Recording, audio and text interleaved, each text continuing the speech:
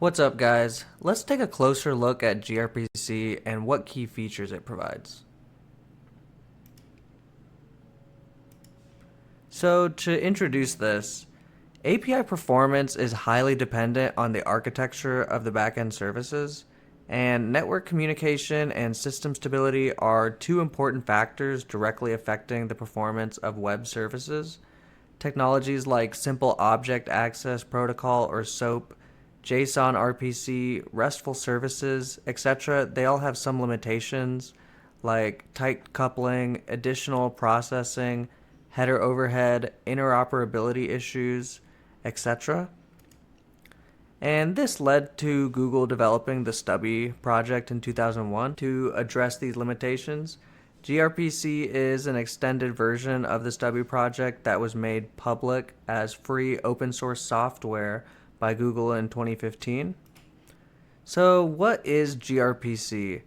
gRPC is an RPC framework that achieves high performance by leveraging the multiplexing functionality that was introduced in HTTP version 2 to create logical subchannels to support the following types of connections. So we have request response, so the client can send a single request and the server can reply with a single response. And we have server streaming, where the client can send a single request and the server can reply with multiple responses. We have bidirectional streaming, where the client can send multiple requests and the server can reply with multiple responses. So gRPC internally manages these HTTP version 2 streams to create subchannels and abstracts the details from the client at the application layer. So a generic RPC client-server communication is illustrated in this diagram. So we have a client which calls our code stub, and we're using protobuf since it's our default IDL format, which we'll get into. And gRPC creates a HTTP version 2 connection, which uses multiplexing, right? And with that, we can create different streams that we can communicate with the server on. So the overall workflow of gRPC is the same as the normal RPC architecture. For example, it calls a remote procedure, then the local code abstraction is handled by the gRPC code stub. And then it communicates with the server-side gRPC over an HTTP channel and executes the remote procedure. And then finally, it'll return the result.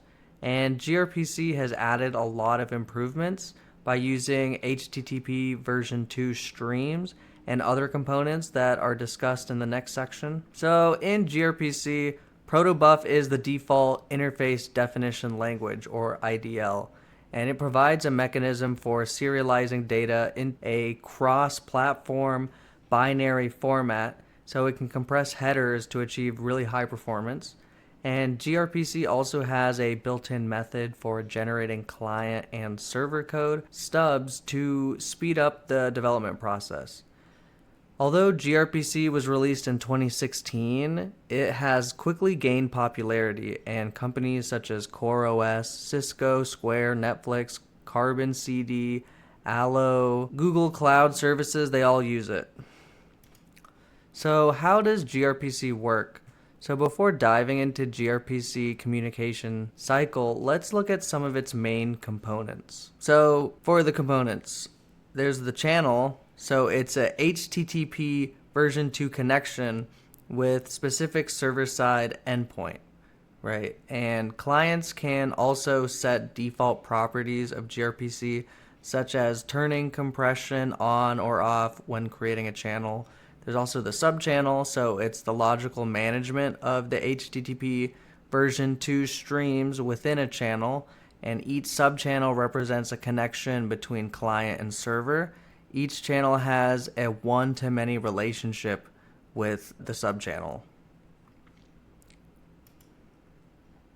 So gRPC also provides some pluggable components that can be added or removed according to the business needs. So some of these pluggable components are listed below. So we have a DNS resolver. So it's a DNS service that resolves an endpoint URL to its IP address, and it can also return multiple IPs against a request based on the number of backend servers serving that URL. We have a load balancer. It's a scheduler that directly requests to the backend according to the logical balancing policy. So this enables gRPC to distribute the load of different subchannels among the pool of backend servers and make the system highly scalable. There's also an Envoy proxy, so it's an intermediate server for clients or browsers running on HTTP version 1, making them compatible with HTTP version 2. And this is most commonly used proxy for gRPC, right? So let's talk about the communication cycle. So the gRPC framework focuses on managing network connections and RPC calls. And we divide the gRPC connection lifecycle into the following 10 major steps.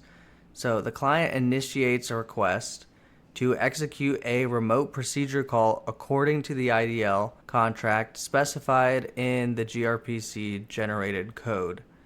So we have, firstly, the client will initiate a request. If it's using version 1.1, then it'll use an Envoy proxy, as we can see, or it'll just immediately execute a remote procedure call according to our IDL contract specified in our stub.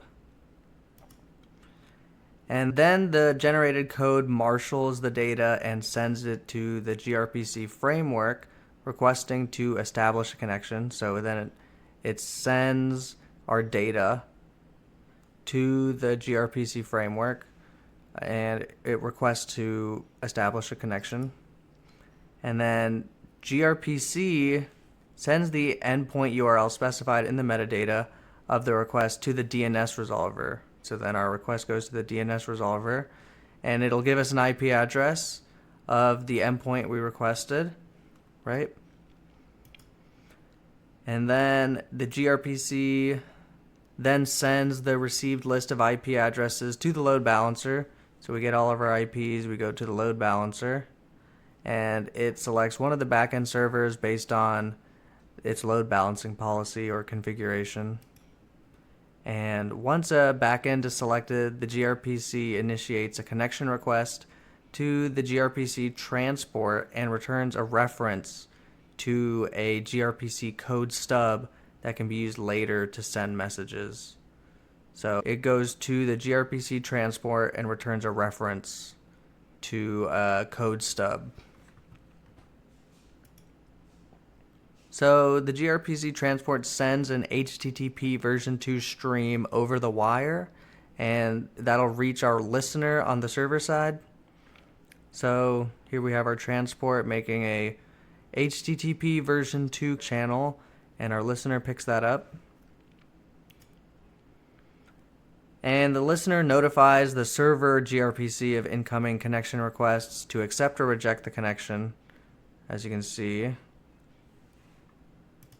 And the server gRPC accepts the connection, creates a subchannel for it, and returns the reference to the subchannel. A transport stream is created against each subchannel, maintaining separate read and write buffers for sending and receiving data.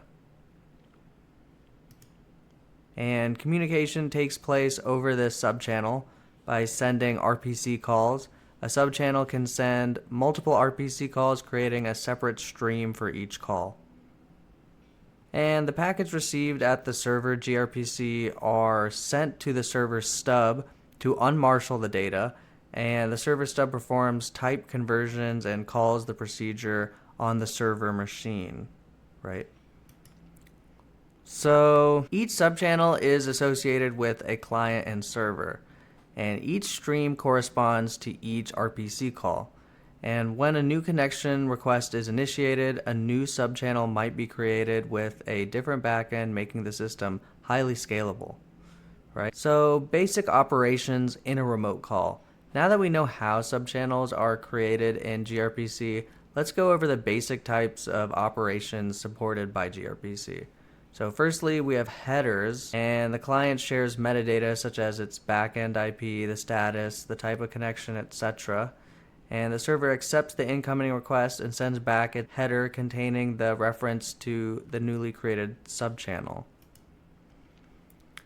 And we also have messages. So the client sends a message with an RPC request, and the server receives the request and does the necessary processing and returns a message with a response. So the number of messages exchanged between the client and the server may vary depending on the connection type.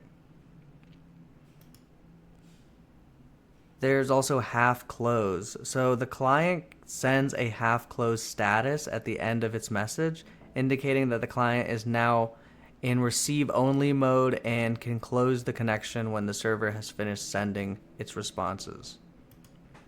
There's also trailer. So the server sends a trailer at the end of its response with information such as the server load or any errors that occurred during the execution of the code on the server side. So the basic operations are the same for all types of connections except that they're batched in unary calls. So server receives headers, messages, and half close before sending back its headers, messages, and trailers.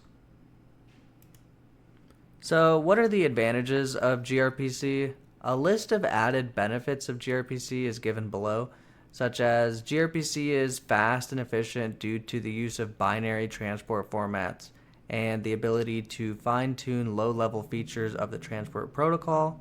As you can see, gRPC has an overall throughput that's much higher than JSON and HTTP.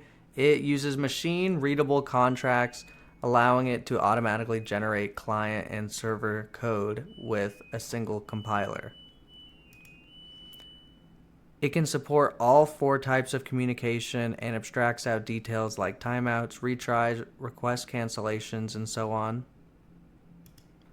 Since the Internet of Things or IoT devices are resource constrained, have limited bandwidth, buffer storage, and so on, gRPC provides data flow control, transfer rate through intimate control over HTTP. There are pluggable components such as resolver, balancer, compressor, and so on, which allow developers to precisely set the environment according to business logic. And let's talk about the disadvantages of gRPC. Since gRPC is in a mature state, it also has some limitations. It lacks native support for browsers and JavaScript applications running in HTTP version 1.1, and it requires setting up additional layers to make it work. And using the default binary format makes debugging and viewing error details more difficult. However, there are some pluggable components which can help in this regard, and additional software layers can increase complexity and development costs. So, in summary, gRPC is one of the most sophisticated forms of modern RPC frameworks. It abstracts RPC details from client and server and manages connections internally. It also adds flexibility through pluggable components like load balancers and resolvers. It may not be the best choice for all use cases. So when the API is more resource oriented or deals directly with clients implemented in JavaScript, instead of considering gRPC, other options like REST may be more suitable. It's a newer technology with more room for improvement compared to REST HTTP style architectures. So let's do a quiz. What is the difference between gRPC channel and a subchannel? So a channel is the actual TCP connection created between a gRPC client and a gRPC server. And a subchannel is the logical management of HTTP version 2 streams inside this channel. Why is trailing information important for client-side load balancing? So every response returned by the server ends with trailing metadata, and it's important for load balancers because it carries information about the availability and load on the server. Why is gRPC considered to be a better choice for resource-constrained devices? So the gRPC framework provides more control over the HTTP protocol. This allows it to adjust data transfer rates based on client capabilities, and why it can be considered a better choice when dealing with resource-constrained devices. So I hope you guys learned something. Thanks so much for watching. Leave a comment, and I'll see you in the next one.